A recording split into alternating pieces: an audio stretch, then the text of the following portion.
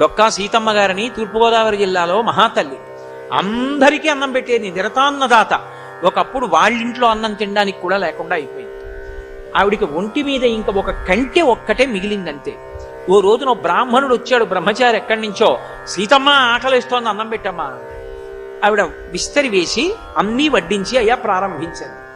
ఆయన అన్నాడు, నాకు పెళ్ళవలేదు, ఇన్నాళ్లకు సంబంధం వచ్చింది, పెళ్లివారు బంగారు ఆభరణం పెడితేనే పిల్లనిస్తామంటున్నారు, సీతమ్మ ఏదైనా బంగారు ఆభరణం ఇస్తే అన్నం తింటే అలా లేచి వెళ్ళిపోతాడు. ఆవిడ భర్త వంక చూసి కంటె ఇలా ఎత్తి చూపించింది, ఇచ్చేస్తానని. ఆయన పక్కకి పిలిచన్నాడు, ఎంత బంగారం ఉండేది నీ ఒంటి మీద, అంతా వెళ్ళిపోయింది, ఇప్పుడు ఉన్నదొక్క కంటె, అది కూడా ఇస్తానంటున్నావు, ధూర్త బ్రాహ్మణుడు.